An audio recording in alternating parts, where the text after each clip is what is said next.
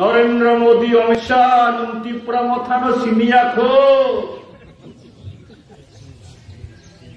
কি বলে অনেক বুঝলো আরে শুধু জিতেন চৌধুরী নরেন্দ্র মোদীর বিরুদ্ধে কয় না, মানিক সরকারই শুধু বিজেপির বিরুদ্ধে কয় না, দেখি বিজেপিও ত্রিপুরা মথাও দেখি কইতেছে।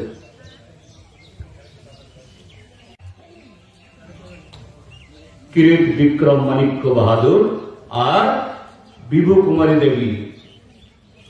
কিরিট বিক্রম সারা জীবনে কংগ্রেস ছিলেন, বিভু কুমারী দেবী ছেলে প্রদ্যুৎ মানিক্য কিশোর ত্রিপুরা মাথা হলেও বিভু কুমারী দেবী এখনো বলে আমি আবিবি কংগ্রেস হই। কংগ্রেসের ঘরে এই উজ্জন্ত প্রসাদে টিউদেসের জন্ম। এটা এরকম যে কাকের বাসাতে কুকিলের ডিম পারলে বাচ্চাটা তো কুকিলই হবে, কাকতে হবে না। কাকের ডিম তো না, এটা তো কুকিলের ডিম। কংগ্রেসের ভাষাতে বাসায়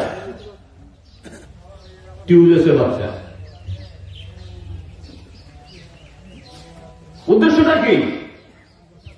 তখনকার সময়েতে বামফ্রন্টকে যদি রুখতে হয় তাহলে কংগ্রেসকে সাহায্য করতে হবে। কংগ্রেসের নামে ট্রাইবেল এলাকাতে একটা ঘাস জন্মায়। কংগ্রেস এত পাপ করেছে, এত অন্যায় করেছে, ট্রাইবেলদের বিরুদ্ধে এত ক্ষতি করেছে, কাজেই টিউদেসের নামে কংগ্রেসকে রক্ষার জন্য দর্শকদের খুব সুন্দর নাম দিয়েছেন শিকারী মোরক। কংগ্রেসের শিকারী মোরক টিউদেস। আজকে বিজেপির শিকারী মোরককে বলার অপেক্ষা রাখে না। 2023-এ বাইরে বলল নরেন্দ্র মোদী অমিত শাহ ত্রিপুরা মথানো সিনিয়াখো কি বলে অনেক বুঝলো আরে শুধু জিতেন চৌধুরী নরেন্দ্র মোদীর বিরুদ্ধে কয় না, মানিক সরকারই শুধু বিজেপির বিরুদ্ধে কয় না, দেখি বিজেপিও ত্রিপুরা মথাও দেখি কইতেছে। কারণ প্রদ্যুৎ মানিক্য কিশোরকে অর্থাৎ ত্রিপুরা মথাকে বিজেপির বিরুদ্ধে প্রকাশ্যে বললে পরে বিজেপির খেলা ধরা পড়ে। কাজেই বাইরের স্লোগান কি?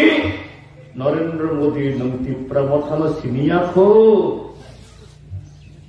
কিন্তু ভিতরে ভেতরে তো নরেন্দ্র মোদীর সাথেই তার প্রেম মহব্বত সব পরিষ্কার।